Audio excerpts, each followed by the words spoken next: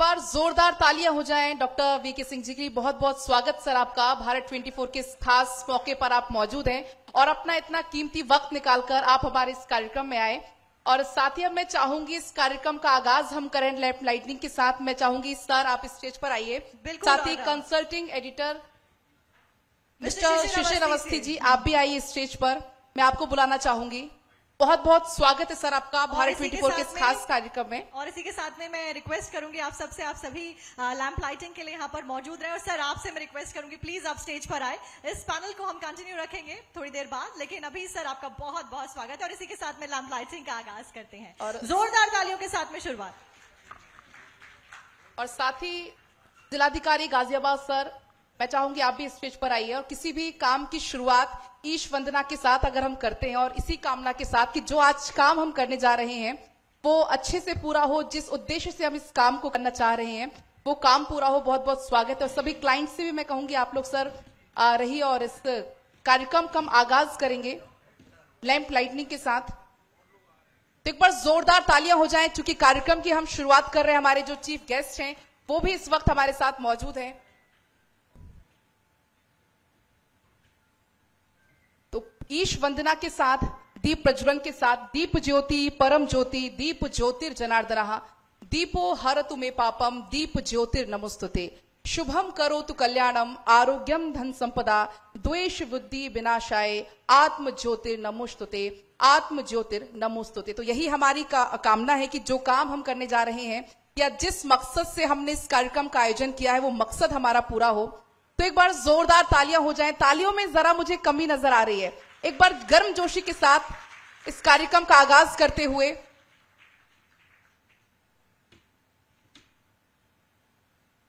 बहुत बहुत शुक्रिया सर, आपने इस अपना कीमती वक्त हमारे लिए निकाला। और साथ ही आगे भी हम पैनल डिस्कशन हम आगे बढ़ाएंगे। तो एक बार जोरदार तालियां हो जाएं।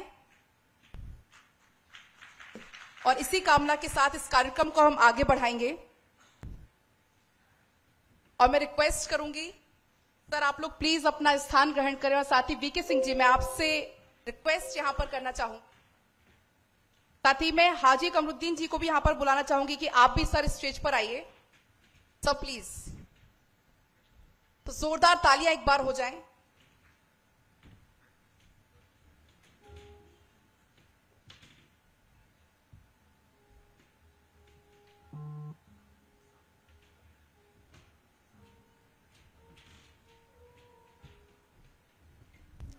Thank you so much. और मैं सभी आप लोगों से कैसे चाहूंगी कि आप लोग प्लीज सर सामने अपना स्थान ग्रहण करिए। साथ ही वीके सिंह जी मैं आपको चाहूंगी कि आप कृपया स्टेज पर ही रहें क्योंकि हम आपके साथ पैनल को आगे बढ़ाना चाहेंगे। तो प्लीज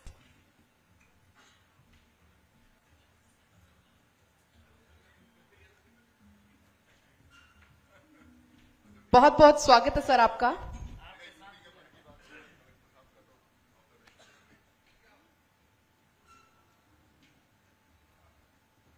साथ ही मैं कंसल्टिंग एडिटर शिशिर सर से कहूंगी सर प्लीज इस पैनल को आगे बढ़ाइए। और साथ ही साक्षी ओवर टू यू।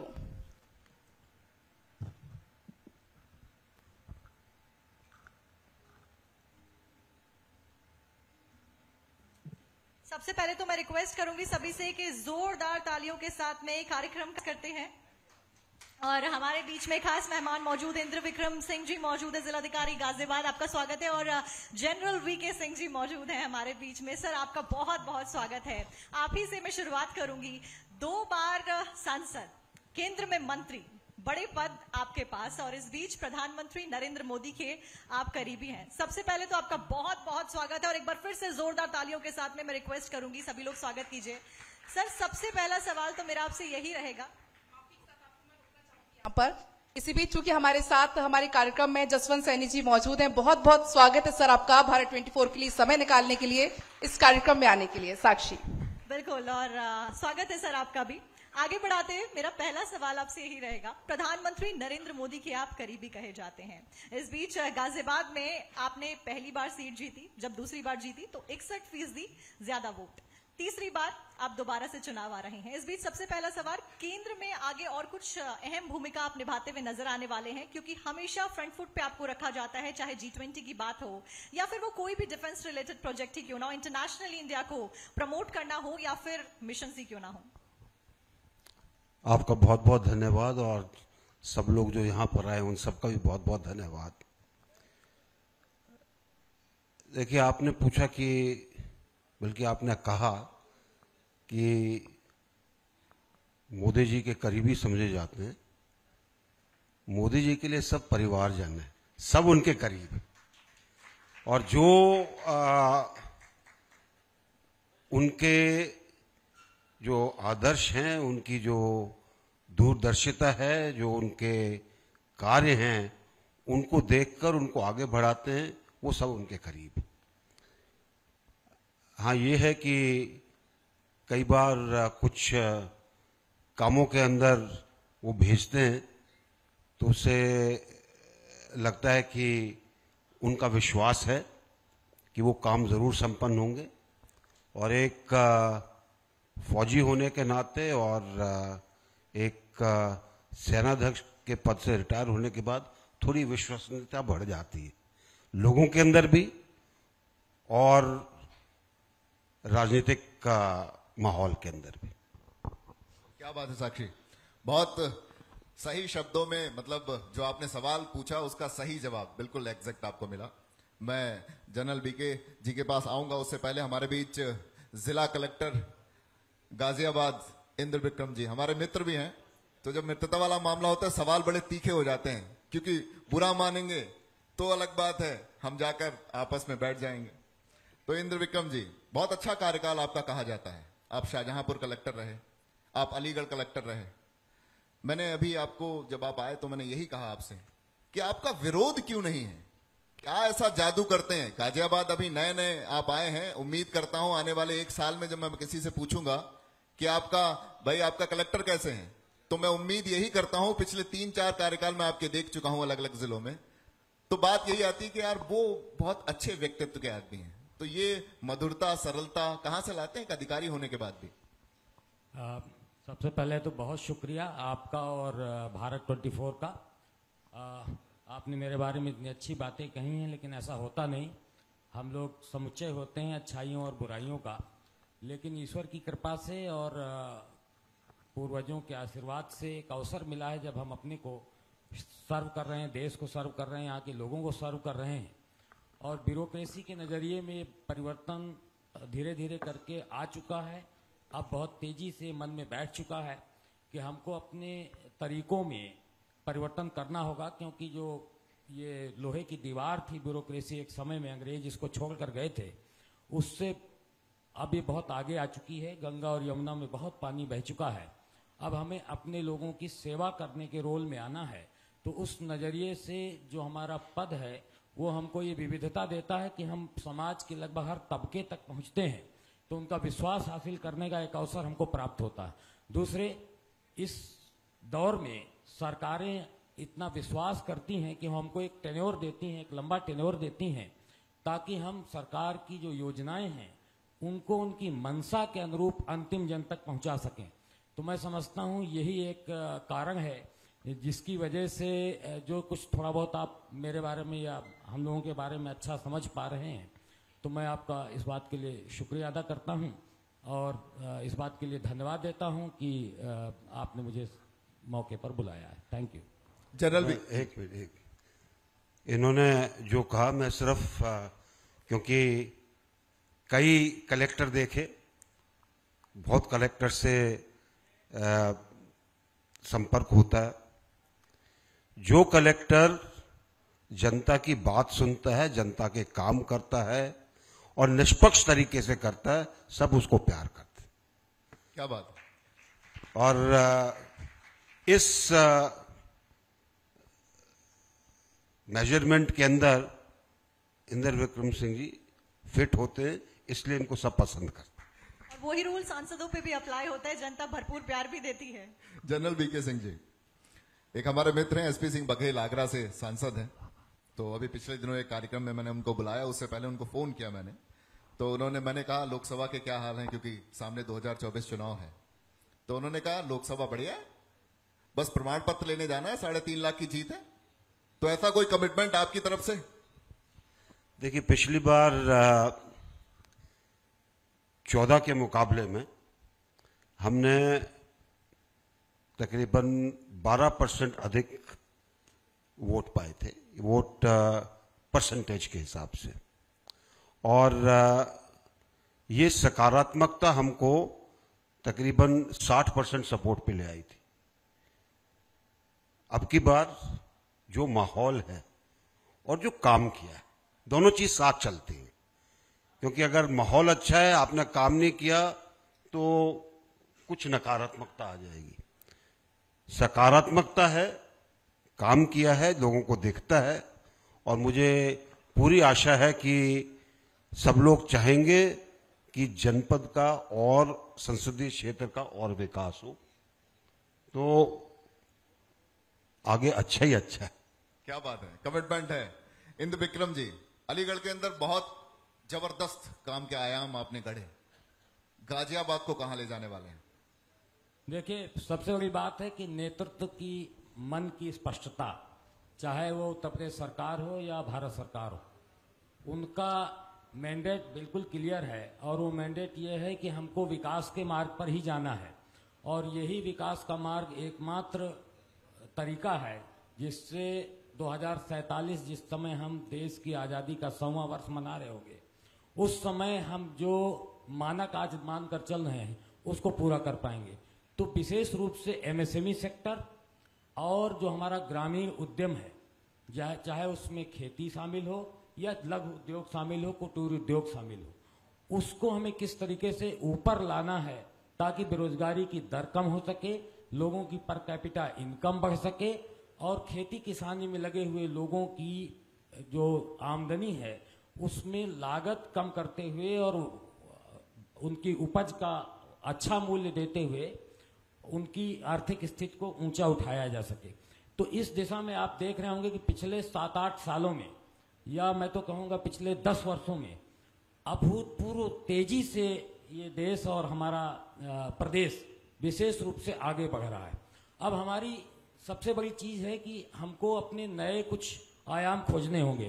तो आप देख रहे होंगे कि जो इंफ्रास्ट्रक्चर के क्षेत्र में काम हो रहा है, चाहे वो रोड नेटवर्क हो, हवाई मार्ग से क्षेत्रीय कनेक्टिविटी की बात की जा रही हो, या जल मार्ग की बात हो, उसमें उत्तर प्रदेश ने बहुत अच्छे से कार्य किया है, और उसकी वजह से कुछ आय के नए आयाम खुले हैं। जैसे ओडीओपी को अब हम विश्व पटल पर ले जा रहे हैं। ओडीओपी को न केवल माननीय मुख्यमंत्री जी ने हर जिले के लिए एक उन्होंने टारगेटेड तरीके से वहाँ स्किल डेवलपमेंट के लिए, ट्रेनिंग के लिए, मार्केट लिंकेज के लिए कार्य किया है, वरन उसको भारतवर्ष में और भारतवर्ष के बाहर प्रमोट किया जा रहा है। आज हमारे प्रधानमंत्री जी जब कहीं बाहर जाते हैं तो वो टोकन ऑफ लव के रूप में जो प्रतीकात्मक कुछ भी देते हैं किसी महानुभाव को, तो हमारे देश का बना होता है, और कई बार वो हमारे अपने जनपद का, हमारे प्रदेश का बना होता है। वो किसी बड़ी फैक्ट्री का बना हुआ नहीं होता है, हमारा लोकल प्रोडक्ट होता है। तो वो जो उसके प्रति एक आग्रह का भाव आया है, उसने हमारे नजरिए को बदल कर रख दिया है। तो ये एक बहुत बड़ी बात निकल कर आई है। दूसरी बात, हमारे प्रदेश की और हमारे देश की आर्थिक स्थिति तो कोई रोक ही नहीं सकता। जो ट्रेंड चल रहा है, अभी जापान को भी पीछे छोड़कर कई और देश आगे आए हैं, जर्मनी जैसे आगे आ गया, और हम तीसरे नंबर की इकोनॉमी बनने की दिशा में बहुत तेजी से जा रहे हैं। जो वित्तीय ऑर्गेनाइजेशंस हैं, उन्होंने जो हमारे बारे में परिकल्पना की है, तो मान रहे हैं कि इस समय सबसे तेजी से बढ़ने वाली अर्थव्यवस्था चूंकि भारत है, तो अगर इसकी ये स्पीड रही आने वाले 5-7 सालों में, तो निसंदेह हम विश्व की सबसे बड़ी अर्थव्यवस्था बनकर निकलेंगे। लेकिन इससे इतर जो सबसे खूबसूरत बात है वो है हमारी स्पिरिचुअलिटी, हमारी आध्यात्मिकता, जो विश्व में कहीं और नहीं है। तो आप आर्थिक रूप से संपन्न हो सकते हैं, लेकिन आर्थिक रूप से संपन्न होना बिना आत्मा के शरीर की भांति है। और उत्तर प्रदेश की अगर मैं बात करता हूं, तो हमारे पास मथुरा है, हमारे पास काशी है, हमारे पास अयोध्या है, हमारे पास गंगा है, हमारे पास यमुना है, और हमारे पास वो सब कुछ है जो न केवल लोकल को अट्रैक्ट कर रहा है बल्कि विदेशियों को अट्रैक्ट कर रहा है। तो ये हमारी आध्यात्मिकता को जहां एक ओर ले जा रहा है और हम विश्व को एक नया पक्ष दे रहे हैं कि केवल भौतिक रूप से संपन्न होना नहीं है, वो आपका एक आयाम अधूरा रह जाता है। तो उस आयाम को पूरा करना है तो आपको लौट कर मेरे तक आना होगा, हमारे तक आना होगा, भारतवर्ष में आना होगा। और भारतवर्ष में भी केवल आने से काम नहीं चलेगा, आपको उत्तर प्रदेश में आना होगा। तो जब आप यहाँ पर आओगे तो हमारी इकोनॉमी भी आगे बढ़ेगी और आपको जो चाहिए वो आप यहाँ सर लेकर जा सकते हैं। तो उस दिशा में हमारा प्रदेश आगे बढ़ रहा है। कोई हमारा धार्मिक स्थल ऐसा नहीं है जो धार्मिक पर्यटन की दृष्टि से सभी संसाधनों से युक्त न बना दिया गया हो। तो आने वाले 5 साल 7 साल में उत्तर प्रदेश की तस्वीर बदलने वाली है। ये भारतवर्ष का ग्रोथ इंजन बनने वाला है। महाराष्ट्र, गुजरात, ये सारे स्टेट हमारी जो 26-27 करोड़ की पॉपुलेशन है उसका जादू अभी देखने वाले हैं। और हमारी कोशिश होगी एक प्रशासनिक अधिकारी के रूप में कि इस गति को जितना एक्सेलरेट कर सकें, जितना तेज कर सकें, उस दिशा में हम जरूर अपनी भूमिका का निर्वहन करेंगे। Thank you. बिल्कुल इंद्र विक्रम जी, आपने बखूबी बताया। और इस बीच 2047 से संबंधित आपसे सवाल करूंगी क्योंकि हम विजन की बात कर रहे थे, लेकिन क्योंकि जनरल बीके सिंह जी हमारे बीच में मौजूद हैं। सर, आपसे मेरा सवाल रहेगा कि 42 साल इंडियन आर्मी को आपने दिए, यानी कि 4 दशक। ऐसे में कई सारी घटनाओं के आप खुद साक्षी बने, आपने खुद देखा और महसूस किया। उसके बाद तब के भारत और आज के भारत, चाहे 1971 की वॉर हो, ईस्ट पाकिस्तान जेनोसाइड हो, तब के भारत और आज के भारत में कितना उत्थान आपने होता हुआ देखा, और तब के पाकिस्तान और आज के पाकिस्तान में कितना पतन आपने होता हुआ देखा? देखिए, समय परिवर्तन लाता है। और अगर हम उस समय के भारत को भी देखें, पूरे विश्व के अंदर बड़े बड़े देशों के विरोध के बावजूद एक फैसला लिया गया कि मानवता के लिए हमको कुछ ऐसा करना है जिससे कि जो उस समय ईस्ट पाकिस्तान में हो रहा था वो ठीक हो सके। और इसीलिए एक युद्ध हुआ, और वो भी ऐसा जो जिसकी कोई मिसाल नहीं है पूरे विश्व के अंदर। 13 दिन के अंदर एक देश को आजाद कराना, वहां पर जो सेना थी उसके 93,000 सैनिकों को युद्धबंदी बनाना, और उस देश की बागडोर 1 महीने के अंदर उन्हीं को देकर वहां से निकल आना, इसकी कोई मिसाल आपको कहीं विश्व में नहीं मिलेगी। और ऐसा देश जिसमें नदियां हैं बड़ी बड़ी, जिसमें इलाका बंटा हुआ है, किसी ने सोचा नहीं था। और ऐसे समय जबकि अमेरिका का 7वां बेड़ा जो है वो चला आ रहा था कि किसी तरह से ईस्ट पाकिस्तान को बचाया जाए। भारत एक का जो दृढ़ संकल्प था वो देश की आत्मा थी। वो आत्मा अभी भी है, आज भी देश दृढ़ संकल्प में है। उस समय हमारे पास कई चीजों का अभाव था, जैसे जैसे समय बीतता गया वो अभाव ठीक हुआ। और मैं कहूंगा कि पिछले 10 वर्षों में एक अभूतपूर्व देश के अंदर बदलाव आया, और ये बदलाव है जिसके अंदर दूरदृष्टि से चीजों के ऊपर ध्यान दिया गया है, चीजों को छोड़ा नहीं गया है। आज अपनी सड़कों का आप जाल देख लीजिए, आप जिस तरीके से आपकी रेलगाड़ियां चलती हैं वो देख लीजिए, जिस तरह से हवाई अड्डों के अंदर उनकी संख्या में बढ़ोतरी हुई है उसको देख लीजिए। नए हॉस्पिटल्स बनने, नए एम्स बनने, पूरी स्वास्थ्य की प्रणाली को एक अलग प्रणाली बनाना, और साथ साथ वो सब कुछ करना जो आखिरी छोर के व्यक्ति के लिए हो, तो देश में बदलाव जरूरी है। और अब जो बदलाव है ये हमको जो एक लक्ष्य रखा गया है विकसित राष्ट्र का, उसकी तरफ बड़ी आसानी के साथ लेकर जाएगा। क्या बात है साक्षी जी, बहुत अहम हो जाता है ये मंच, बहुत अहम है। हम गाजियाबाद में हैं और गाजियाबाद में जिम्मेदारी देने वाले और जिम्मेदारी निभाने वाले दोनों एक मंच पर हैं, तो सवालों का दौर इसी तरीके से जारी रहेगा। जनरल बीके सिंह जी, 2024 सामने है, राम मंदिर बन गया, क्या मानते हैं ये राम मंदिर का आंकड़ा कहां दिखाई देगा 2024 में रिफ्लेक्ट होते हुए? देखिए, राम मंदिर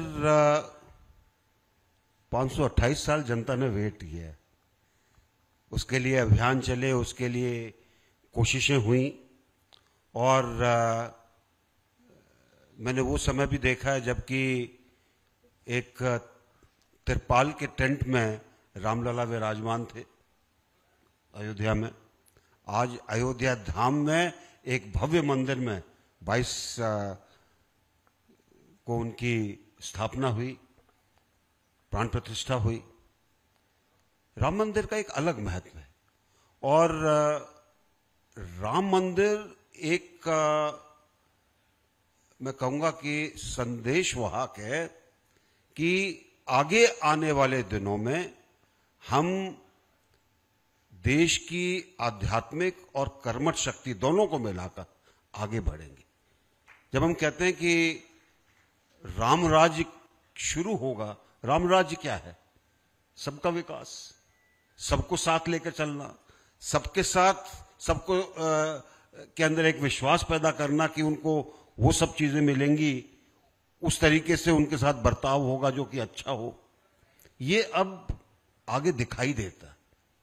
तो 24 तो कुछ नहीं है, मेरे ख्याल से आगे आने वाले कई वर्षों में ये आस्था और ये जो कार्य जो हुआ है, इसका असर आप देखते जाएंगे। क्या बात है कि हमारे बीच कलेक्टर साहब भी मौजूद हैं। अगर मैं बीके सिंह से कहूं, क्योंकि आप सांसद हैं गाजियाबाद से और आप गाजियाबाद के कलेक्टर हैं, अगर मैं बीके सिंह से कहूं कि एक कोई जिम्मेदारी कलेक्टर साहब को आप इस मंच के द्वारा देना चाहेंगे, तो वो कौन सी होगी? क्या करना चाहिए इनको? ये आपको देना है, जिम्मेदारी आपको देना है। एक जिम्मेवारी, एक कोई ऐसी एक्सक्लूसिव जिम्मेदारी है जो आज आप उनको देना चाहते हैं? देखिए, मेरी तरफ से सिर्फ एक ही ध्येय है कि जनपद के अंदर जितनी हमारी योजनाएं हैं पूर्ण रूप से आच्छादित हों और उसका लाभ जनता के अंदर पहुंचे। और कोई चीज, अगर वो उसके अंदर सहयोग मिलता है तो मानकर चलिए बाकी चीजें अपने आप आगे बढ़ती चली जाए। आपका रिप्लाई क्या है? मैं तो कहूंगा सर, आपको एक कार्य देने की जरूरत नहीं, आपको गाजियाबाद ही मुझे दे देने की जरूरत है। गाजियाबाद आपका है और मैं इसकी सेवा करने के लिए यहाँ तैनात हुआ हूँ। तो मैं अपनी ओर से आपको मुतमईन करना चाह रहा हूँ, बिल्कुल आश्वस्त करना चाहता हूँ कि न केवल शासकीय योजनाएं अमली जामा पहनेंगी, बल्कि वो समय से अमली जामा पहनेंगी।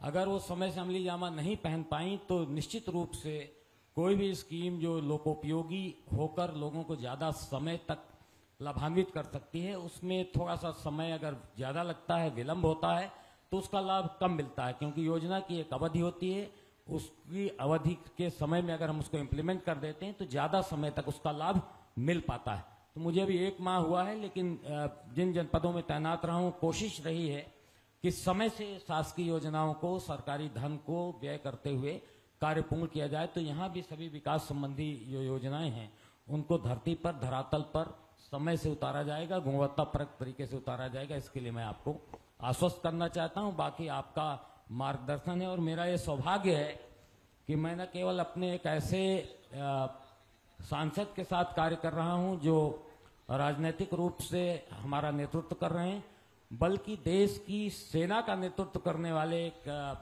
पूर्व सैनिक और सेना का नेतृत्व करने वाले जनरल से मैं के साथ मैं काम कर रहा हूं। तो मेरे लिए तो ये दोगुने उत्साह का समय है। तो मैं मेरी कोशिश होगी कि मैं आप लोगों की अपेक्षाओं पे खरा उतरूं। Thank you. कलेक्टर हैं आप, 1 महीना आपको हुआ है, 5 ऐसी प्रतिज्ञाएं बताइए जो आपने गाजियाबाद के लिए ली हैं। रिपीट करेंगे प्लीज। 5 ऐसी प्रतिज्ञाएं बताइए, 1 महीना हुआ है आपको, कि मन में होता है ना जब हम पहले, तो अभी तो आप दौरे पर ही हैं, लगातार देख रहे हैं गाजियाबाद कहाँ कितना विकास हुआ, कहाँ कमियां हैं, आपने जांच ली, परख ली, 1 महीना हो गया आपको। 5 ऐसी प्रतिज्ञा जो आपने ली है, मन में ली है, आज आपको उजागर करनी है। देखिए, पहली बात तो यहाँ पर शहर के लोग भी हैं, शहरी भी हैं। निकट भविष्य में आपके यहाँ लोकसभा का निर्वाचन होने वाला है। हमारे लिए धब्बे की तरह है कि हम एनसीआर के सबसे महत्वपूर्ण जनपद में हैं और हमारा पोल परसेंटेज बहुत कम रहता है। उत्तर प्रदेश का जो औसत पोल परसेंटेज है उसकी तुलना में हमारे जनपद का परसेंटेज बहुत कम है। आपके पड़ोस के जनपद अलीगढ़ में 62% पोल होता है और आपके जनपद में 54% पोल होता है। तो मेरा तो अपने लोगों से गुजारिश है और पहले दिन से कोशिश है और इस दिशा में हम लोग कार्य कर रहे हैं कि हमने अपने हिस्से का काम कर दिया। मतदाता सूची को बनाना, उसको शुद्ध करना, उसमें इंक्लूसिवनेस लाना ताकि जो भी पात्र व्यक्ति हो मतदाता सूची का हिस्सा हो जाए। लेकिन अभी गाजियाबाद की जनता को उसके अपने हिस्से का हक अदा करना बाकी है। जो आगामी निर्वाचन आए उसमें उसको अपने घर से, अपने सुविधा की जगह से निकलकर थोड़ी तकलीफ के साथ ही सही लोकतंत्र के इस सबसे पावन पर्व में अपनी भूमिका निभाना है। तो मैं कहूंगा हमें इस बार ये धब्बा मिटाना है कि हम कम मतदान वाले जनपदों में गिने जाएं। तो ये मेरा पहला संकल्प होगा और मैं कोशिश करूंगा कि इस दिशा में लोगों को मोटिवेट करके, लोगों से इंटरेक्ट करके कार्य कर सकूं। दूसरा चैलेंज और जो मैंने पल से यहाँ पर महसूस किया है वो लोगों का पॉल्यूशन के प्रति आग्रह है। एनसीआर का रीजन होने के कारण, औद्योगिक नगरी होने के कारण, वेहिकुलर मूवमेंट बहुत अधिक होने के कारण और अन्य बहुत सारी वजहों से जनपद गाजियाबाद देश की राजधानी के साथ साथ बहुत दिन तक प्रदूषण की गिरफ्त में रहता है। इसमें कुछ कारण ऐसे हैं जिन पे हमारा कोई वश नहीं है, नेचुरल कारण है। कुछ कारण ऐसे हैं जो अपरिहार्य हैं, हमको साथ साथ उनको लेकर चलना है। लेकिन बहुत सारे कारण ऐसे हैं जिनके कारण हम स्वयं इसको पोल्यूशन को बढ़ावा देते हैं। उनको हम कैसे कम कर सकें, इस दिशा में कार्य करना मेरा दूसरा लक्ष्य होगा। तीसरा लक्ष्य है वो सरल भी है और उसको हम पूरा करना चाहेंगे। प्रधानमंत्री जी का हर घर जल योजना का टारगेट है। इतना छोटा सा जनपद, ग्रामीण इलाका इसका बहुत कम है, लेकिन उसके बहुत सारे गांव अभी भी लेट लतीफी के कारण हर घर जल योजना से आच्छादित होने से रह गए। यद्यपि प्रदेश के अन्य जनपदों की तुलना में यहाँ कार्य तेज हुआ है और लगभग 96% घरों को हम पानी दे चुके हैं जनपद गाजियाबाद में भी। लेकिन ये 4% जो घर बाकी हैं, ये क्यों बाकी हैं, ये अब तक क्यों नहीं कर पाए? क्योंकि बहुत छोटा इलाका हमारा है। तो उस दिशा में काम करना हमारा तीसरा टारगेट होगा। चौथा, चूंकि मैं विकास प्राधिकरण के उपाध्यक्ष की भूमिका में हूं, तो मैं यहाँ देख रहा हूं कि अपार्टमेंट्स ऑनर्स एसोसिएशन और बिल्डर्स के बीच तमाम विवाद हैं। बिल्डर्स कई बार आधे अधूरे प्रोजेक्ट ऑल एस्पेक्ट में पूरा होता है, लेकिन जो जमीन पे उतरता है और आने वाले समय में उसमें कमियां निकलती हैं, तो उन कमियों को पूरा करने से कभी बिल्डर कोताही करते हैं, कभी जो अपार्टमेंट ऑनर्स होते हैं वो कोऑपरेट नहीं करते। तो इस प्रकार की कुछ इश्यूज यहाँ पर हैं और चूंकि यहाँ पर एक बहुत बड़ा तबका मल्टी स्टोरी बिल्डिंग्स में रहता है, तो उनके उन इश्यूज को एड्रेस करना मेरा चौथा प्रण होगा। और पांचवा संकल्प मेरा ये है कि इस शहर में यद्यपि इंफ्रास्ट्रक्चर की दिशा में काफी काम हुआ है, लेकिन कोई ऐसी हम नई स्कीम लेकर नहीं आ पाए जिससे शहर की बसावट को और शहर की जो आवासीय आवश्यकताएं हैं उसको पूरा करने की दिशा में कार्य कर सकें। तो हमारे कुछ प्रोजेक्ट्स हैं जैसे मधुबन बापू धाम और कोयल इनक्लेव, तो उनमें जो कुछ अड़चने हैं उन अड़चनों को दूर किया जाए और जो हमारी टाउनशिप्स की बहुत सारी स्कीम्स हैं उनकी हर्डल्स को दूर किया जाए ताकि आने वाले समय में लोगों की अपेक्षाओं को पूरा करते हुए हम उनकी आवासीय आवश्यकताओं को पूर्ण करते हैं। बिल्कुल लगता भी है कि लोगों की आवश्यकताएं पूरी भी होंगी। साक्षी, थोड़ा सा आपको एक बार फिर से मैं रोकना चाहूंगी यहाँ पर, क्योंकि इस बीच हमारे कार्यक्रम में आ चुके हैं नोएडा डेवलपमेंट अथॉरिटी के सीईओ मिस्टर लोकेश एमजी। बहुत बहुत स्वागत सर आपका भारत 24 के इस कार्यक्रम में समय निकालने के लिए, यहाँ पर मौजूद रहने के लिए। और एक बार जोरदार तालियों के साथ स्वागत कीजिए। पैनल को कंटिन्यू करते हुए जनरल बीके सिंह जी क्योंकि हमारे बीच में मौजूद हैं। सर, आपने इतना टाइम आर्मी को दिया, उस बीच जब आप जनता की सेवा बॉर्डर से करते हैं और उसके बाद जनता की सेवा करने का फैसला जनता के बीच में आके करते हैं, दोनों में क्या कुछ फर्क आपने महसूस किया? क्योंकि 4 दशक आर्मी में बिताए, उसके बाद जनता के बीच में आके सेवा, तो क्या वो फर्क है जो बतौर सांसद अब महसूस करते हैं? फर्क बहुत है, जितना जमीन और आसमान के अंदर है। देखिए, सेना का एक अलग वातावरण है, सेना का एक काम करने का तरीका अलग है, सेना का अनुशासन और कार्यशैली अलग है। 42 साल के बाद जब मैं रिटायर हुआ तो रिटायर होने से तकरीबन 10 दिन पहले एक सवाल जो मन के अंदर था, रिटायर होने के बाद करोगे क्या? मेरे ख्याल से जो भी रिटायर होता है उसके मन में ये सवाल जरूर आता, करना क्या? और सबसे आसान तरीका था, जो पहले करते आए वो करो। मतलब आप आराम करिए, गोल्फ खेलिए, सवेरे टहलिए, शाम को कुछ जो लोग आपको बुलाते हैं वहां पर जाइए, पार्टी में जाइए, और पूरा दिन कोसिए कि ये काम नहीं हो रहा। एक शायद प्रारंभिक शिक्षा एक गलत स्कूल में हुई थी, तो कूट कूट कर दिमाग के अंदर भरा गया था कि कुछ समाज के लिए काम करना चाहिए। तो इसलिए एक फैसला किया कि जो अभी तक मुझे जनता ने दिया है, सम्मान के रूप में, आदर के रूप में, प्रेम के रूप में, उसको कैसे जनता को वापस दिया जाए। तो मैं शुरुआती दिनों में रिटायरमेंट के बाद किसानों के साथ जुड़ गया। पश्चिमी उत्तर प्रदेश में भी आया, वीएन सिंह के साथ, गन्ना किसानों के साथ जुड़ा, पंजाब में किसानों के साथ जुड़ा, हरियाणा में जुड़ा, और उसके बाद कहीं बीच के अंदर युवा वर्ग के साथ जुड़ गया, खासकर निर्भया के हादसे के बाद। और इस दौरान 2012 के अंत में एक मन के अंदर ख्याल आया कि एक और फौजी था जिसने बड़ा अच्छा काम किया, लोग बाग उसके कंधों पर चढ़कर आ गए अन्ना हजारे के, और उसके बाद उन्होंने अन्ना हजारे को, जो पंजाबियों का ना, खुड्डे लाइन लगा दिया, उसको लगा दिया एक तरफ। तो एक मन के अंदर विचार था कि उनको दोबारा स्थापित करना है। मैं उनके पास गया, मैंने उनसे बात की, तो उन्होंने कहा कि भाई आप क्या करोगे? मैंने कहा कुछ नहीं करेंगे, हम जलियांवाला बाग से यात्रा शुरू करेंगे, सब प्रदेशों में जाएंगे। तो बोले इसमें मेरा क्या रोल होगा? मैंने कहा आप भ्रष्टाचार पे बात कर रहे हो, आप भ्रष्टाचार पे बात करिए, मैं व्यवस्था के बदलाव के बारे में बात करूंगा। हमने यात्रा शुरू की 2013 के अंदर, और पंजाब किया, हरियाणा किया, उत्तराखंड किया, उत्तर प्रदेश किया, मध्य प्रदेश किया, राजस्थान किया, आधा बिहार किया, अन्ना बीमार हो गए। क्योंकि जो भी इसमें राजनीतिक क्षेत्र के अंदर, वो जानते हैं कि यात्राएं बड़ी कठिन होती हैं। सुबह आप 6, साढ़े 6 बजे शुरू कर दो, रात को 12-1 बजे तक आप चलते रहो, आपका प्रोग्राम नहीं खत्म होता। वो बीमार हुए, 3 महीने बीमार रहे, जब निकल कर आए तो उन्होंने कहा मैं तो अनशन करूंगा लोकपाल बिल के लिए। हमने कहा बिल्कुल करिए, हम आपको सपोर्ट करेंगे। उन्होंने अपने गांव के अंदर अनशन शुरू किया, अनशन का नतीजा निकल आया, दोनों सदनों के अंदर बिल पास हो गया। उस दिन मैंने उनको कहा कि अब मेरा काम पूरा हो गया, अब आप वहीं पर हैं जहां पे होना चाहिए था। तो उन्होंने कहा कि आप क्या करोगे? मैं कहा मुझे पता नहीं क्या करूंगा, मैं एक चीज लेकर आया था कि जनता के लिए काम करना है।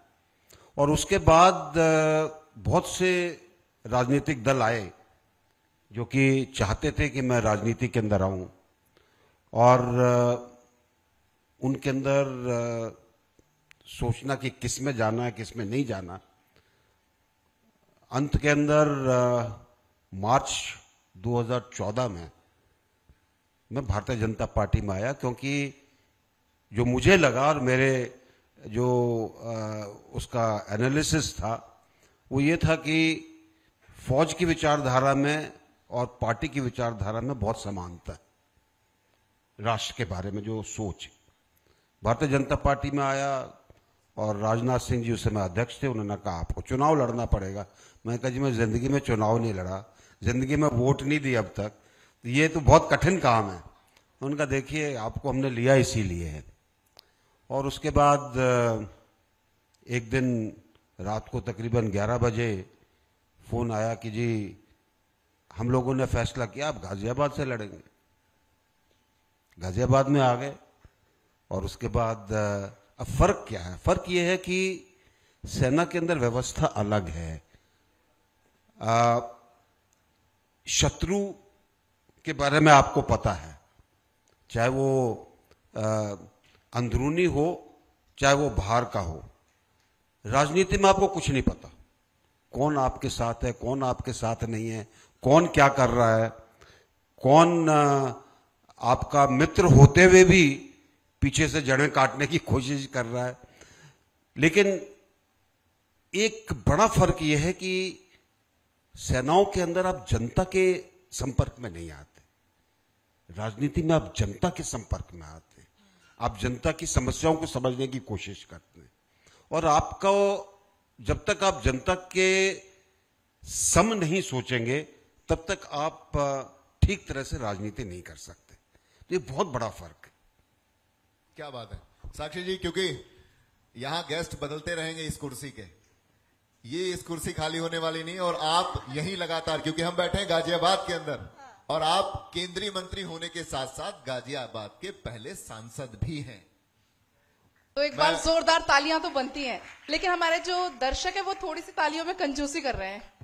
तो एक बार जोरदार तालियां हो जाएं। साथ ही मैं चाहूंगी स्टेज पर बुलाना हमारे सहयोगी सुमित जी को और देवाशीष शर्मा जी को। मैं चाहूंगी आप लोग स्टेज पर आइए, सर को सम्मानित करेंगे। सर ने इतना कीमती वक्त निकाला। लेकिन वीके सिंह जी आप स्टेज पर रहिएगा, जैसा कि अभी हमारे सर ने कहा भी कि ये कुर्सी नहीं बदलेगी। तो सुमित जी को मैं चाहूंगी, सही देवाशीष शर्मा जी को मैं चाहूंगी कि आप आइए स्टेज पर, क्योंकि सर ने इतना कीमती समय निकाला हमारे लिए।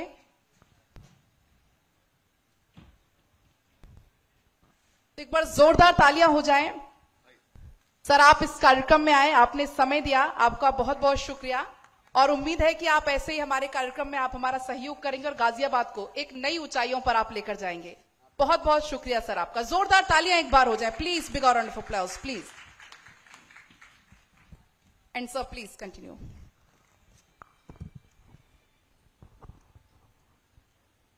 तो अभी फ्रंट से वार होगा।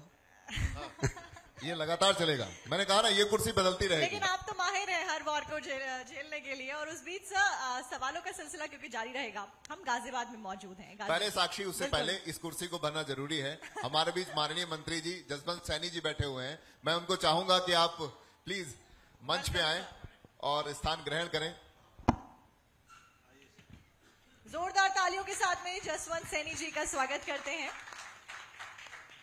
और इसी के साथ सवाल जवाब का सिलसिला आगे बढ़ाते हैं। VK Singh ji, general sir, आपसे सवाल कर रही थी मैं। गाजियाबाद में हम मौजूद हैं, आप आए, सांसद बने, दूसरी बार सांसद बने। आपने बताया कि मैं बहुत अनप्रिपेयर्ड था, लेकिन सच्चे मन से अगर कोई काम किया जाता है वो सफलता उसमें जरूर मिलती है, और वो आपको मिली। दूसरी बार आपने जब चुनाव लड़ा 61% ज्यादा वोट। इस बार चुनाव आ रहे हैं, तैयारियां जोरों शोरों से हैं, 400 पार का नारा है। ऐसे में क्या 100% सीटों का आंकड़ा लेकर चल रहे हैं आप, और क्या टिकट आपको ही मिल रहा है? देखिए, टिकट मिलता है या नहीं मिलता है ये फैसला तो किसी और के हाथ में होता है, लेकिन मुझे ये पता है कि जनता चाहती है कि टिकट मिले। ये कॉन्फिडेंस दोनों के अंदर अंतर है। सर, और उसका कारण है, उसका कारण ये है कि जो 10 साल के अंदर जो हमने चित्र बदलने की कोशिश की गाजियाबाद की, चाहे हर तरह की सहूलियत की, गाजियाबाद आज वो शहर है जहां पर लोग बाग रहना चाहते हैं। और मैंने एक ही चीज शुरू में गाजियाबाद के निवासियों को कही थी कि मेरा सिर्फ एक ही ध्येय है, गाजियाबाद जो जिला गाजियाबाद के नाम से जाना जाता था, वो जो फिल्म जो थी उसके नाम से, वो बदलना चाहिए। गाजियाबाद एक शहर के रूप में आना चाहिए। अभी बहुत काम बाकी है और अगर तीसरे उसमें होते हैं तो उन कामों को गति दे सकते हैं, क्योंकि सब पता है, दोबारा उसको कुछ करने की जरूरत नहीं है। एक रूपरेखा है दिमाग के अंदर ताकि गाजियाबाद और अच्छा बने। जो लोग खासकर मैं तो कहूँगा मीडिया के बहुत लोग गाजियाबाद में रहते हैं और सब कहते हैं जी अभी चीजें बेहतर हैं। और मैं तो कहता हूं कि आने वाले दिनों में और भी बेहतर होंगी। सर, आपने कहा कि जनता चाहती है कि मुझे ही टिकट मिले। मैं खुद क्योंकि गाजियाबाद की निवासी हूँ, 25 साल से ज्यादा के समय लगभग मेरे को गाजियाबाद में रहता हुआ हो गया है, और मैं यही चाहूंगी कि आप ही को टिकट मिले। बतौर जनता, बतौर पत्रकार मैंने देखा कि आपका कार्यकाल बतौर सांसद कैसा रहा, लेकिन बतौर गाजियाबाद का रेजिडेंट मैंने वो महसूस भी किया है। और इस बीच आगे की अगर हम बात करें, आपने कई सारे ऑपरेशंस में एक अहम योगदान दिया है। इंटरनेशनल पर्सपेक्टिव पे इंडिया के प्रेजेंस की जब हम बात करते हैं, सूडान में कितने हजारों भारतीयों को आप बचा के लेके आए, ऑपरेशन संकट मोचन आपके द्वारा चलाया गया। ईरान में आपने कितना ज्यादा, जो भारतीय रेजिडेंट्स होते हैं वो कितनी आशा की किरण के साथ में एक सांसद को देखते हैं जब आप वहां पहुंचते हैं। उस बीच कैसा महसूस करते हैं आप उस रिस्पॉन्सिबिलिटी को जब आप निभाते हैं और इंटरनेशनली इतना बड़ा रोल निभाने आप पहुंचते हैं? मैं इसको एक दृष्टांत के साथ कहना चाहूंगा। सिलक्यारा के अंदर जो टनल कोलैप्स हुआ था, जब मैं पहुंचा तो उस समय हम जो पाइप थी उसके द्वारा बात करते थे। यहां से हम बात करते थे, उधर वो कान लगाकर सुनता था और वो फिर जवाब देता था। तो मैंने बात करनी शुरू की। मैंने कहा मैं जनरल वीके सिंह बोल रहा हूं और आपको विश्वास दिलाना चाहता हूं कि हम आपको सुरक्षित निकाल लेंगे। उधर से जो आवाज आई, उसने कहा जी आप आ गए हैं तो हमें विश्वास है कि आप हमको निकाल लेंगे। मेरी आंखें नम हो गई कि उसके अंदर इतना विश्वास है, यानी कि इतनी जिम्मेवारी मेरे ऊपर है। और इसलिए वहीं पे रुककर कोशिश की कि सब लोग सुरक्षित निकले, और वो 41 लोग सुरक्षित निकले। समय लगा, लेकिन वो माहौल ऐसा था जिसके अंदर समय जितनी हमने बचाने की कोशिश की उतनी हमको और दिक्कतें आती गई और चुनौतियां आती गई, लेकिन बाद में सफलता भी मिली और अब संतोष होता है। और यही हाल हर जगह पर हुआ, चाहे यमन हो, चाहे सूडान हो, चाहे इराक हो, चाहे ऑपरेशन गंगा के अंदर यूक्रेन से लाने का हो। सब जगह एक ये रहता है कि कैसे लोगों को जल्दी से जल्दी ले आएं और बिना भेदभाव के, बिना ये सुने कि जी कोई फोन आता है जी मेरा बच्चा यहाँ पर है या मेरा फला आदमी यहाँ पर, उसको निकाल लीजिए पहले। वो फौज में चलती नहीं है, तो हम उसको चलने भी नहीं देते। सर, आर्मी में आपने इतना लंबा टाइम बिताया, ऐसे में आर्मी में जो लोग बिताते हैं अपना वक्त, उनकी जो जज्बा होता है, जो हिम्मत होती है, उसको दुनिया सलाम करती है। लेकिन फिर भी जब बतौर सांसद आप उन उम्मीद की किरण भरी आंखों को देखते हैं, तो आप अपनी जो हिम्मत है उसको कैसे बांध कर रखते हैं? क्योंकि जैसे आपने अभी सिलक्यारा टनल का जिक्र किया, कई बार हुआ, मशीनें आई फेल हो गई, बड़ी मशीनें इंटरनेशनली आई फेल हो गई, टीम्स आई इंटरनेशनली फेल हो गई, फिर शुरू से शुरू किया, अलग अलग प्रोसेस से ड्रिलिंग की गई। तो अपनी जो हिम्मत है उसको बांध कर रखना कैसे पॉसिबल होता है, वो भी तब जब सबकी हिम्मत टूट रही होती है? जब आपका संकल्प मजबूत हो तो ऊर्जा अपने आप आ जाती है और सब कुछ काम अपने आप ऊर्जावान हो जाता है। जसवंत सैनी जी हमारे बीच हैं, क्योंकि लगातार मैंने कहा ये सीट स्थायी है क्योंकि हम गाजियाबाद में बैठे हैं और आप गाजियाबाद के सांसद हैं। जसवंत सैनी जी, पिछले दिनों यूपी जो पश्चिम आता है इलाका, ये कहा गया कि जो पश्चिम की गर्मी है वो शिमला में तब्दील कर देंगे, तो ये क्या हो रहा है? आपका बहुत बहुत धन्यवाद, और जो मेरे सम्मुख दर्शक बैठे हैं उन सबका भी बहुत बहुत धन्यवाद, उन सबको प्रणाम करता हूं। भारतीय जनता पार्टी की सरकार उत्तर प्रदेश के अंदर 2017 में बनी। 2022 में जब चुनाव का माहौल था तो एक माहौल बनाने का प्रयास किया गया, हम आ रहे हैं, और उसी के साथ साथ कुछ लोगों को गर्मी चढ़ी थी। तो उत्तर प्रदेश के पूर्व मुख्यमंत्री योगी आदित्यनाथ जी ने कहा था कि गर्मी में भी शिमला जैसा एहसास करा देंगे, क्योंकि हम सबके लिए जरूरी है उत्तर प्रदेश में कानून का राज हो, और ये देश कानून से चलता है। उत्तर प्रदेश में माफिया राज, गुंडागर्दी को समाप्त किया गया, बड़े बड़े भूमाफियाओं को ठीक किया गया, उनकी संपत्ति को जब्त करके बाबा का बुलडोजर चला, और आज उत्तर प्रदेश में बेहतर कानून व्यवस्था है, जिसका उदाहरण देश के दूसरे राज्यों में नहीं बल्कि दुनिया में दिया जाता है। जनरल वीके सिंह जी, सांसद हैं गाजियाबाद से आप, सांसदी का चुनाव सामने है। आपने अपने शब्दों से यह प्रतीत कराया हमें कि जीत तो पक्की है। जीत का आंकड़ा कुछ भी हो सकता है, 5 लाख, 4 लाख, 3 लाख, आपने कमिट नहीं किया। क्या मानते हैं कि इस बार भाजपा को कितनी सीटें मिलने वाली हैं? संख्या में बोलिएगा। देखिए, एक लक्ष्य है जो प्रधानमंत्री जी ने रखा है कि हम भाजपा को 370 का आंकड़ा पा लेना चाहिए और एनडीए को 400 से ऊपर जाना चाहिए। तो हम लोगों के लिए एक लक्ष्य है। 370 का मतलब यह है कि हमें यह प्रयत्न करना है कि हम 80 की 80 सीटें उत्तर प्रदेश में लें। प्रयत्न करना है, और अगर हम प्रयत्न अच्छा करेंगे तो हमें सफलता भी मिलेगी। कहीं चुनौती होगी, कहीं आसानी होगी। तो अब ये कार्यकर्ताओं के ऊपर और हम लोगों के ऊपर है कि हम कैसे इस अभियान को आगे लेकर जाते हैं। क्योंकि विपक्ष की बात भी होना बहुत जरूरी है, एक तरफा बात नहीं होनी चाहिए। इंडिया गठबंधन के बारे में आपका क्या कहना है? बीके सिंह, इंडिया गठबंधन के बारे में क्या कहेंगे? क्या परिभाषा है इंडिया गठबंधन की? देखिए, पहले तो मैं उसको इंडिया तो बोलता नहीं हूं, क्योंकि वो I.N.D.I.Alliance है, इंडिया अलायंस है। अलग अलग विचारधारा के और कई बार विरोधी विचारधारा के लोग इकट्ठे हुए हैं सिर्फ एक लक्ष्य के साथ कि किसी तरीके से हम सत्ता में आ जाएं या हमारा आंकड़ा इतना हो जाए कि हम एक लीडर ऑफ ऑपोजिशन बना सके। कोई चीज मिलती नहीं है, मतभेद हैं। और इसीलिए आपने देखा होगा कि मतभेद के होते हुए सब एक दूसरे को बड़ी शकिया नजर से देखते। इसको ज्यादा नहीं मिलनी चाहिए, उसको ज्यादा नहीं मिलनी चाहिए। ये चीज जो है, जैसे जैसे चुनाव नजदीक आएंगे ये तनाव आपको और दिखाई देने वाला है।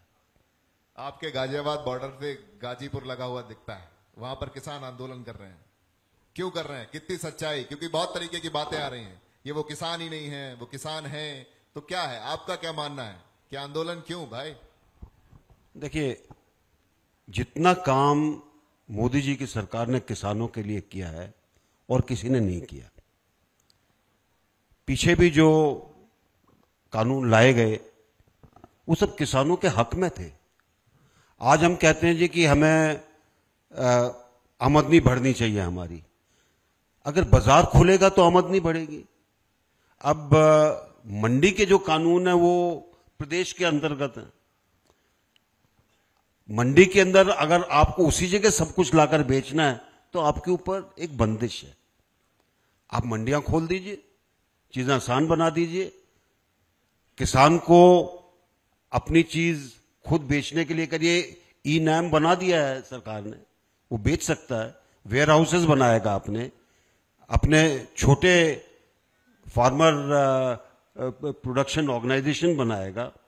ये सब कुछ है। और एक मैं विशेष आंकड़ा आपको देना चाहूंगा। जितनी सब्सिडी कृषि क्षेत्र को दी जाती है और इसके अंदर किसान सम्मान निधि भी आप जोड़ लें तो ये जीडीपी का 2.3% है। हमारा रक्षा बजट जीडीपी का 1.9% है। क्या चीज नहीं हो रही? अब उसके अंदर कोई मतभेद है तो उसको बातचीत से सुलझाया जा सकता है। उसके लिए आंदोलन करना या ट्रैक्टरों के ऊपर बख्तर लगा के कहना कि हम तो दिल्ली में घुसेंगे, मेरा मानना है कि ये गलत है।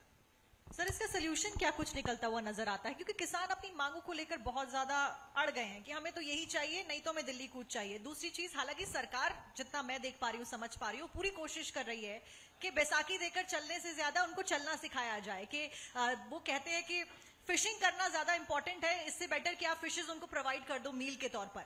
तो सरकार फिशिंग सिखा रही है, लेकिन वो कह रहे हैं हमें तो सर्व फिशेज चाहिए प्लाटर। पूरे विश्व के अंदर फार्म सेक्टर के अंदर कृषि क्षेत्र में किसी न किसी तरीके से एक सब्सिडी दी जाती, चाहे उसको सब्सिडी बोला जाए चाहे ना बोला जाए। उसके बाद आपको जो WTO के जो आपके फैसले हैं उनके ऊपर भी चलना पड़ता है, जिसके अंदर सब्सिडी को एक नकारात्मक तरीके से देखा जाता है।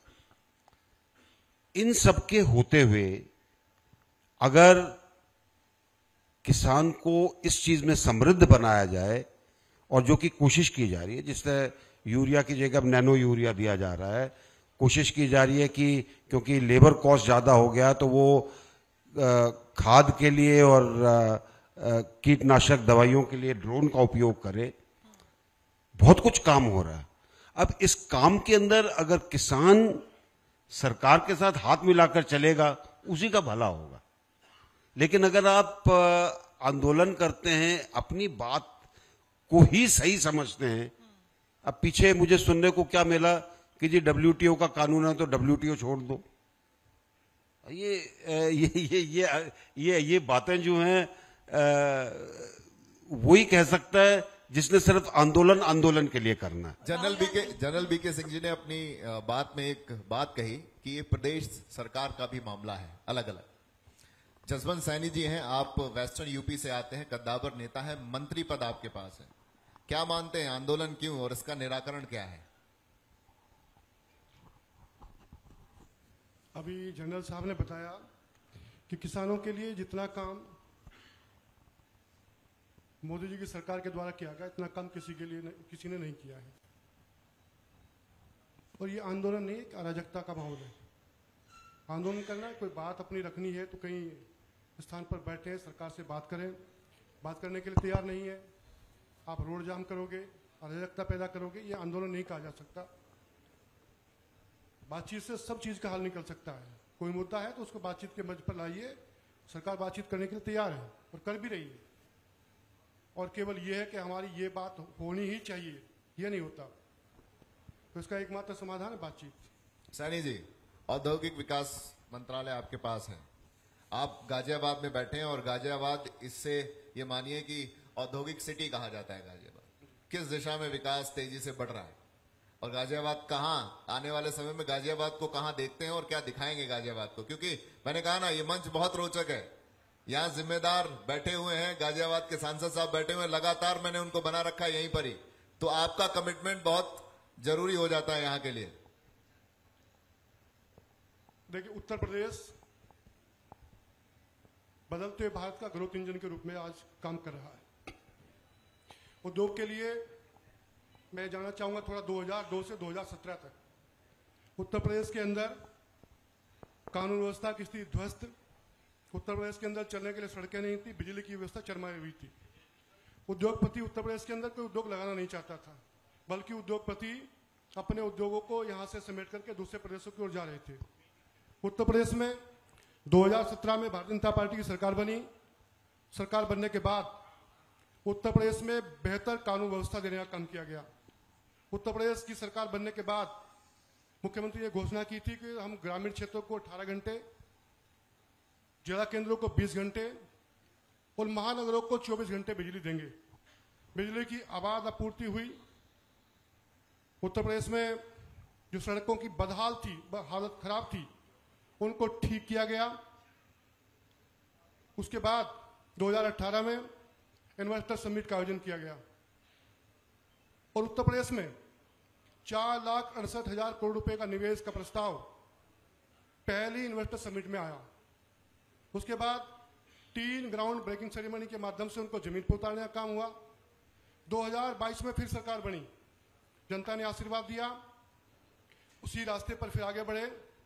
2022 में ग्लोबल इन्वेस्टर समिट करने का निर्णय लखनऊ के अंदर लिया गया और 10 लाख करोड़ रुपए के निवेश के लक्ष्य को लेकर के हम आगे बढ़े। विदेशों में मंत्रिमंडल समूह के सदस्य गए, देश के बड़े बड़े महानगरों में रोड शो किए गए और हर जिले के उद्योगपतियों को भी आमंत्रित किया गया। 10, 11, 12 फरवरी को ग्लोबल इन्वेस्टर समिट में जहां 10 लाख करोड़ के लक्ष्य को लेकर के चले थे, वहीं उत्तर प्रदेश की जो सरकार है उस पर विश्वास करते हुए, उत्तर प्रदेश को अच्छा स्थान मानते हुए उद्योगपतियों ने दिल खोल करके सहयोग किया और ग्लोबल इन्वेस्टर समिट में 35,50,000 करोड़ रुपए के निवेश प्रस्ताव प्राप्त हुए और आज तक ये बढ़कर के 40 लाख करोड़ के हुए हैं। अभी 19-20 फरवरी को लखनऊ के अंदर ग्राउंड ब्रेकिंग सेरेमनी हुई। ये चौथी ग्राउंड ब्रेकिंग सेरेमनी जिसमें देश के प्रधानमंत्री आदरणीय नरेंद्र मोदी जी के द्वारा उत्तर प्रदेश में 10 लाख करोड़ से अधिक के निवेश को जमीन पर उतारने के लिए 14,000 कंपनियों ने प्रतिभाग किया और ग्राउंड ब्रेकिंग सेरेमनी में उनका शिलान्यास किया गया। ये बदलते भारत का बदलता उत्तर प्रदेश है। ये $1 ट्रिलियन की अर्थव्यवस्था बनाने का जो लक्ष्य है उत्तर प्रदेश के मुख्यमंत्री जी ने लिया है, उसकी ओर बढ़ता हुआ कदम है। और गाजियाबाद से लेकर के और गाजीपुर तक इस उत्तर प्रदेश के अंदर एक नोएडा क्षेत्र बनाया गया था 1976 में। अभी बीड़ा के नाम से एक टाउनशिप विकसित करके एक औद्योगिक क्षेत्र बुंदेलखंड को देने का काम हमारी सरकार के माध्यम से हुआ है। यानी उत्तर प्रदेश के सब जनपदों का विकास हो, औद्योगिक विकास हो। और ये जो मैंने कहा है भी 10 लाख करोड़ रुपए का निवेश प्रस्ताव की ग्राउंड ब्रेकिंग सेरेमनी के माध्यम से जमीन पर उतारने का काम हुआ है, उनकी नींव रखी गई है। तो 34 लाख नौजवानों को रोजगार का भी लक्ष्य है। तो आज बदलते भारत का बदलता उत्तर प्रदेश है। और इसमें गाजियाबाद का भी, गाजियाबाद के साथ मैं कहता हूं पूरे प्रदेश के विकास का नींव रखी गई है और निश्चित रूप से ये $1 ट्रिलियन की अर्थव्यवस्था बनाने का जो लक्ष्य है वो पूरा होगा। क्या बात है पलक जी, मैं चाहूंगा कार्यक्रम को आगे, क्योंकि ये जो कॉन्क्लेव है लगातार बीके सिंह जी के साथ जारी रहेगा। आप सांसद हैं, जिम्मेदारी ज्यादा बढ़ती है, सवालों का दौर भी आपसे ज्यादा रहेगा, तो मैं चाहूंगा कार्यक्रम को आगे बढ़ाते रहिए। ये तो इसी तरीके से जारी रहेगा, प्लीज। बिल्कुल, ये कार्यक्रम तो यूं ही जारी रहेगा, सवाल जवाबों के दौर भी जारी रहेंगे। लेकिन जो हमारे सहयोगी हैं, जो भारत 24 का परिवार है, जब जब भारत 24 कोई कार्यक्रम करता है, हमारे परिवार के सदस्य के तौर पर जो सदस्य हमारे साथ मौजूद होते हैं उनका एक बार यहाँ पर सम्मान कराना भी जरूरी है। तो मैं चाहूंगी सर आप हमारे परिवार के सदस्यों का सम्मान करें। सबसे पहले मैं स्टेज पर बुलाना चाहूंगी हाजी कमरुद्दीन जी, बहुत बहुत स्वागत आपका सर, आप मंच पर आइए। MD Servocon system limited. तो जोरदार तालियां हो जाएं, मुझे बार बार तालियों के लिए ना कहना पड़े, जोरदार तालियां हो जाएं, क्योंकि इनका जो हौसला है वो बढ़ाना बहुत ज्यादा जरूरी है। सब अपने अपने कार्य क्षेत्र में उत्तम सर्वोत्तम काम कर रहे हैं और ऐसे में एक बार जोरदार तालियां हो जाएं। मैं बुलाना चाहूंगी doctor Mahendra Singh Basu, MD Basu eye hospital. Sir मैं आपको चाहूंगी आप स्टेज पर आइए और जोरदार तालियां एक बार डॉक्टर महेंद्र सिंह बसु के लिए। बहुत बहुत धन्यवाद आपका, आप इस कार्यक्रम में आए और भारत 24 के परिवार के तौर पर, परिवार के सदस्य के तौर पर आप इनको जान सकते हैं। बहुत बहुत स्वागत है सर आपका। एक बार जोरदार तालियां हो जाएं डॉक्टर महेंद्र सिंह बसु जी, MD बसु आई हॉस्पिटल। तालियों में कंजूसी की जा रही है, कहा जा रहा है, तो तालियों की गड़गड़ाहट रुकनी नहीं चाहिए और जोश यूं ही बरकरार रहना चाहिए। और इसी के साथ में मिस्टर बासु सर, साथ ही अब मैं स्टेज पर बुलाना चाहूंगी मिस्टर सुशील Agarwal, chairman एवरो India limited. Sir आप स्टेज पर आइए और एक बार जोरदार तालियां हो जाए। मुझे बार बार तालियों के लिए बोलने में भी ठीक नहीं लग रहा, आप लोग बड़ी कंजूसी कर रहे हैं। जोरदार तालियां एक बार हो जाएं। मिस्टर सुशील अग्रवाल जी, चेयरमैन एवरो इंडिया लिमिटेड।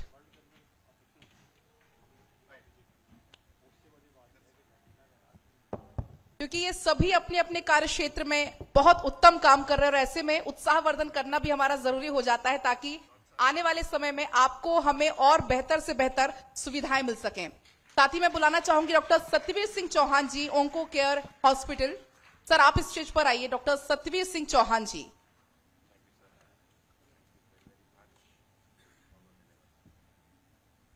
एक बार फिर जोरदार तालियां हो जाएं डॉक्टर सत्यवीर सिंह चौहान जी के लिए, क्योंकि भारत 24 की ये पहल भी लगातार है। हम उत्तर प्रदेश के अलग अलग जिलों में जाकर वहां पर पहुंचकर वहां के विकास को हम जानते हैं या वहां की जनता के मन में आखिर क्या है वो भी हम जानने की कोशिश करते हैं। साथ ही स्टेज पर बुलाना चाहूंगी निशांत जी को, शोभित यूनिवर्सिटी से हैं। सर आप स्टेज पर आइए, एक बार एक जोरदार तालियां हो जाए, a big round of applause please.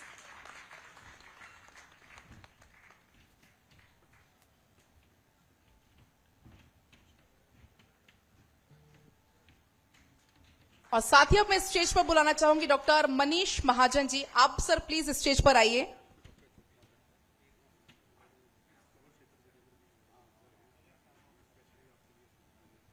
तो जोरदार तालियों के साथ मैं चाहूंगी आप स्वागत करिए डॉक्टर मनीष महाजन जी।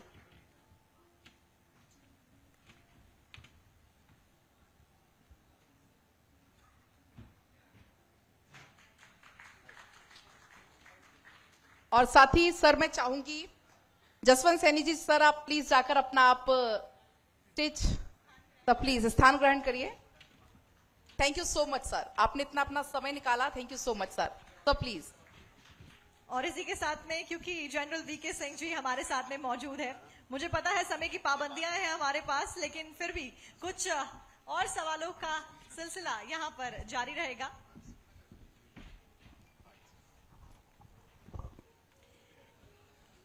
क्योंकि आज गाजियाबाद में गाजियाबाद के सांसद मौजूद हैं और वो भी एक बार नहीं 2 बार जीते हुए सांसद, और चुनाव नजदीक है। और तीसरी बार का वोटर आप हैं, जो आपने इस मंच के माध्यम से ही कहा कि अगर मुझसे पूछा जाए कि अगला गाजियाबाद का सांसद कौन होना चाहिए, तो आपने कहा बतौर कि जनरल रेजिडेंट। बीके सिंह, है ना? बिल्कुल। क्योंकि आप यहाँ के रहने वाले। जी साक्षी। बिल्कुल। और इसी के साथ में क्योंकि हम पॉलिटिकल डिस्कशन कर रहे थे, अभी हम इंडिया अलायंस के ऊपर आपने बड़े अच्छे जवाब दिए, तो उसी से जुड़ा हुआ सवाल, 2004 के बाद कांग्रेस यहाँ जीती नहीं, लेकिन सपा और कांग्रेस के बीच में समन्वय बना है, 17 सीटें दे दी हैं कांग्रेस को, और कांग्रेस ने ले भी ली हैं। गाजियाबाद कांग्रेस की झोली में आया है, 2004 के बाद जीती तो नहीं है, कैसे देखते हैं? ऐसे चैलेंज देखते हैं या फिर ठीक है? देखिए 2014 में सभी दल यहां से लड़े और सबकी जमानत जब्त हो गई। उसमें कांग्रेस के राज बब्बर जी भी थे। तो ये जनता के ऊपर है, और मुझे लगता है कि जिस प्रकार के कार्य हुए हैं जिनसे जनता को सहूलियत मिलती है, जनता वो पसंद करेगी, ना कि चाहेगी कि कोई पार्टी आए जिसकी मानसिकता अलग है, जिनकी विचारधारा अलग है, जो आखिरी छोर के व्यक्ति के बारे में नहीं सोचते। तो मेरा अपना मानना है कि जनता इन पार्टियों को नकारेगी।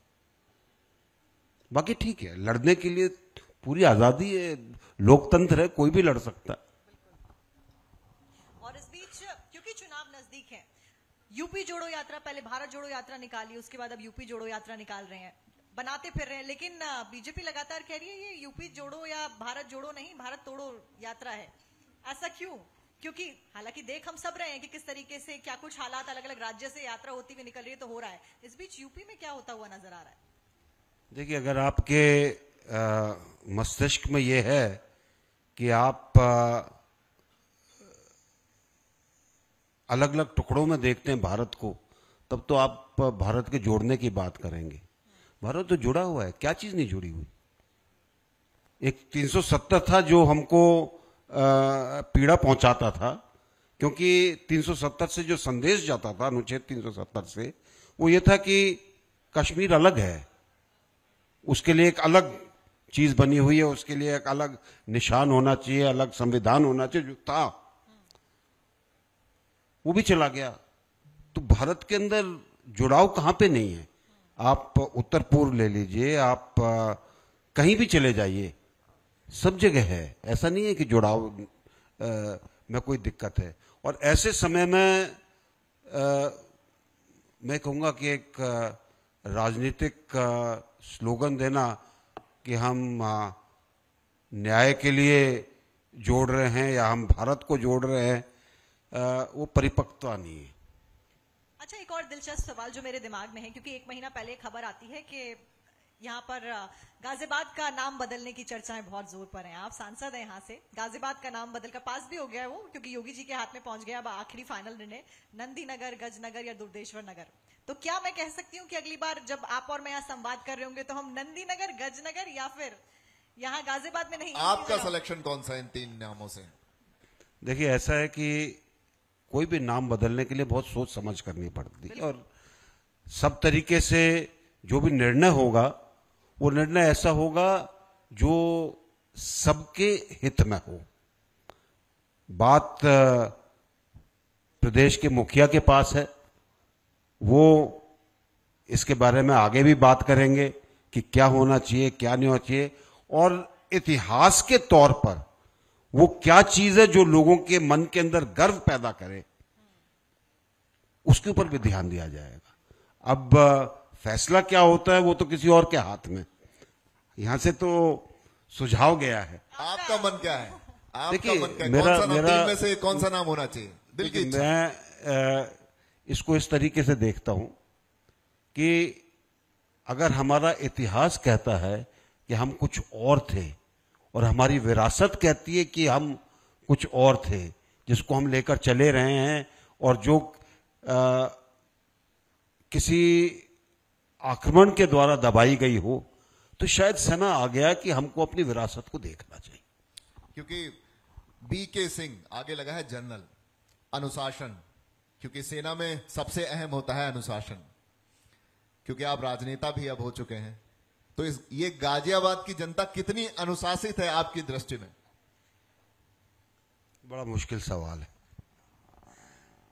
मैंने आपको पहले बताया था कि अनुशासन और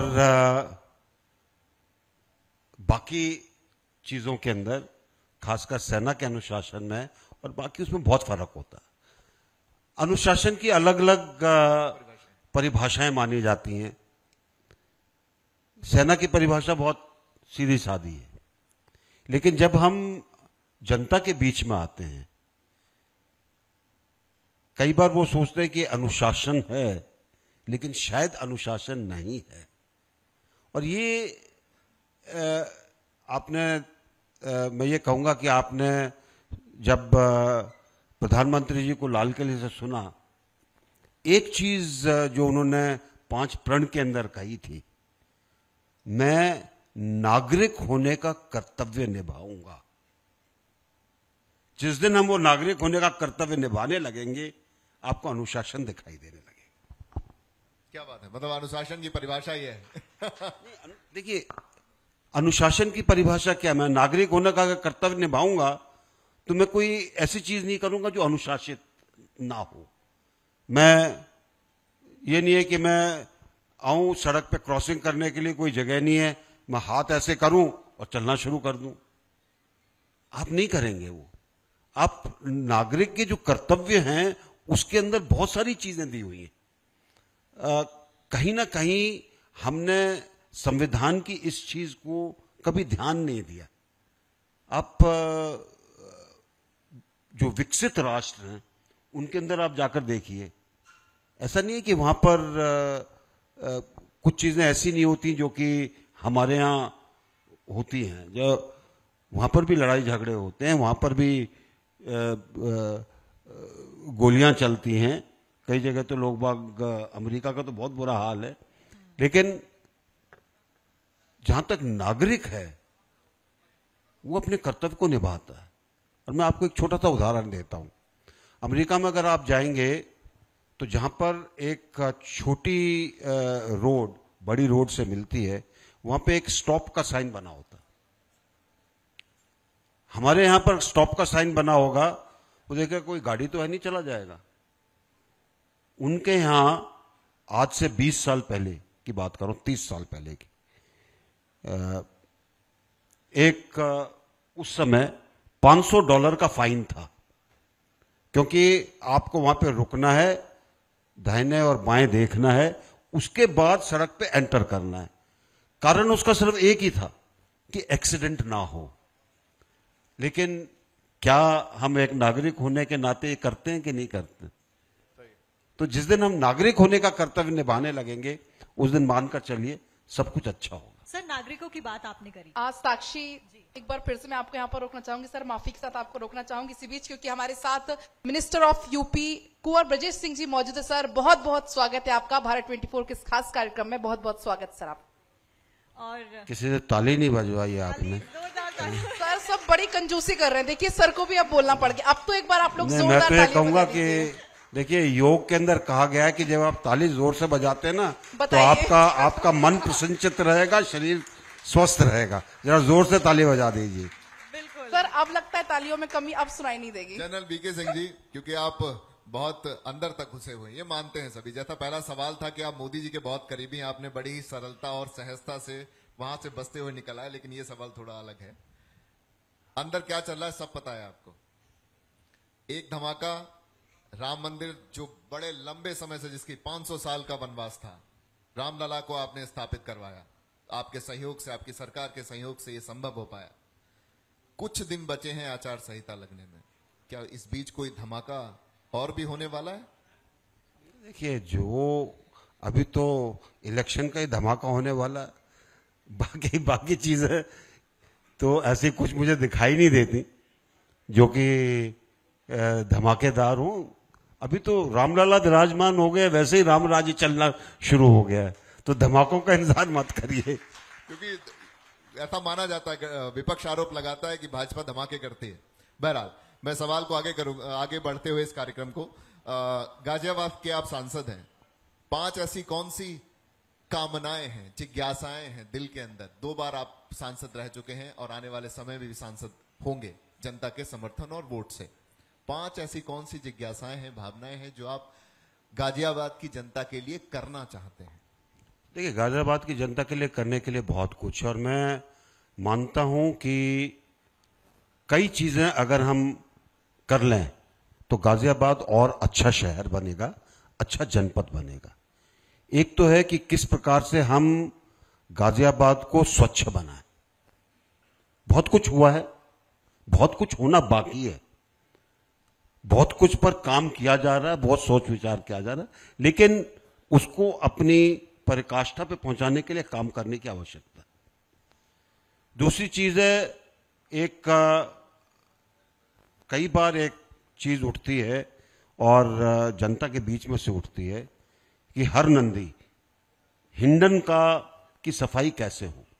कुछ काम चल रहा है, कुछ काम किए जा रहे हैं, लेकिन मेरी मान्यता है कि इस पे बहुत कुछ काम करने की जरूरत है, और उसके लिए एक योजना तैयार है। ब्लूप्रिंट आपके पास है? योजना तैयार है, उसको लागू कर सकते हैं, उसको कराया जा सकता है, और हरनंदी भी साफ हो सकती है। तीसरा है कि कैसे हम शहर के अंदर के यातायात को सुगम बनाएं। अभी बहुत जगह पर एक जगह से दूसरी जगह जाने के लिए नगर बस सेवा कमजोर है। किसी भी अच्छे शहर में या अच्छे जनपद में यह नगरीय बस सेवा जरूरी है। उसका भी उपाय है, उसको करने के तरीके हैं। कुछ सुझाव भी दिए थे, लेकिन कई बार उन सुझावों का जब आकलन होता है तो शायद उसको दूसरे ढंग से देखा जाता है। मेरा मानना है कि उसको सब सुधारा जा सकता है। हमारी जो कनेक्टिविटी है वो और बढ़े।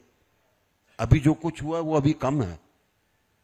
अभी हमारा डीपीआर बन गया है नमो रेल रैपिड के लिए, जो कि जेवर एयरपोर्ट को कनेक्ट करेगा, नोएडा से होता हुआ जाएगा। उसकी कनेक्टिविटी होने के बाद जो भी जेवर एयरपोर्ट पर उतरेगा और उसको दिल्ली जाना है तो दुहाई से होता हुआ सराय काले खां तक जाएगा, गाजियाबाद से होकर जाएगा। मेरठ जाना तो भी दुहाई से होकर जाएगा। तो ये एक बहुत बड़ी चीज है जिसको पूरा करवाना है कोशिश करके, ताकि जल्दी से जल्दी जब जेवर एयरपोर्ट चालू हो उसमें ये कंप्लीट हो जाना चाहिए। आपकी देश विदेश यात्राएं बहुत रहती हैं, सरकार के कामों से भी आप जाते हैं, पर्सनल भी जाते हैं आप? पर्सनल नहीं जाते। पहले अभी सरकार के कामों से जाते रहते हैं। तो मैं अगर आपसे ये पूछूं कि गाजियाबाद या देश भारत विदेश की कंपेयर में कहां मानते हैं, कहां बहुत अच्छा है, भारत बहुत अच्छा कहां पर दिखाई देता है विदेशों की अपेक्षा? आत्मीयता के अंदर प्यार देने में गाजियाबाद का कोई मुकाबला नहीं। इस बीच क्योंकि हमारे पास समय की पाबंदियां हैं, सर के भी आगे के कार्यक्रम है। सर मेरा आपसे लास्ट सवाल रहेगा, और ये सवाल जनता से जुड़ा हुआ रहेगा, और बतौर पत्रकार और बतौर एंकर नहीं पूछूंगी, बतौर गाजियाबाद की निवासी आपसे ये सवाल पूछूंगी मैं। प्रधानमंत्री, क्योंकि चुनाव नजदीक है, पीएम मोदी 4 जातियों का जिक्र करते हैं। ऐसे में जनता बहुत आश्वस्त होती है और सांसद भी बहुत आश्वस्त होता है, क्योंकि उसे पता होता है उसने कितना काम किया। तो मैं तो बहुत आश्वस्त हूं कि आप ही सांसद आ रहे हैं अगली बार। तो इस सिचुएशन में 4 जातियों का जिक्र, उसमें महिला, क्योंकि मैं महिला हूं, क्या कुछ देखते हैं महिलाओं को लेकर 2047 को ध्यान में रखते हुए, क्या कुछ आगे होगा? देखिए, मेरा मानना है कि जिस प्रकार से महिला सशक्तिकरण का जो एक अभियान छोटे स्केल से शुरू हुआ था और उसके बाद सदन में नारी शक्ति वंदन का जो अधिनियम पास हुआ, हम उस राह पर हैं जबकि हम आगे बढ़ रहे हैं। और एक उसका चित्रण आपको अब की बार की गणतंत्र दिवस परेड पे देखा होगा आपने। वो क्या था? वो देश को दिखाने के लिए था कि हमारी नारी शक्ति कहां कहां पहुंच सकती है और क्या उनके अंदर कैपेबिलिटी है आगे बढ़ने की। तो मानकर चलिए, जब 4 जातियों की बात होती है जिनका शॉर्ट फॉर्म ज्ञान है, गरीब, युवा, अन्नदाता और महिला, हमारी नारी शक्ति, तो इनके अंदर अगर हम देश को लेकर चलते हैं तो देश का वास्तविक विकास होगा, हम बंटेंगे नहीं। क्या बात है। बहुत सवालों की लगातार झड़ियां रही और लगातार सवालों के जवाब मिलते रहे, इसके लिए बहुत बहुत धन्यवाद आपका। और आपने इतना कीमती समय निकाला हमारे लिए इस कार्यक्रम के लिए। पलक, तो एक बार जोरदार तालियां बनती हैं सर के लिए। सर बहुत बहुत शुक्रिया, आपने अपना कीमती समय निकाला और अपने सारे सवालों के जवाब इतने बेबाकी के साथ दिए। और मैं चाहूंगी सुमित सर को, सुमित सर आप भी स्टेज पर आइए और भारत 24 की तरफ से छोटा सा स्मृति चिन्ह देकर हम आपको सर यहाँ पर शुक्रिया अदा करना चाहेंगे, आपने इतना कीमती समय निकाला, प्लीज। तो एक बार फिर जोरदार तालियां हो जाएं, क्योंकि इतना कीमती समय निकालना आज के समय में और भारत 24 का इस खास कार्यक्रम को और भी ज्यादा खास बनाने के लिए सर आपका बहुत बहुत शुक्रिया, आपका बहुत बहुत धन्यवाद। और भारत 24 आपसे उम्मीद करता है कि आपका सहयोग ऐसा ही आगे मिलते रहेगा, हम सबको मिलते रहेगा, आपके मार्गदर्शन में हम सब ऐसे ही आगे बढ़ते रहेंगे। बहुत बहुत शुक्रिया सर आपका।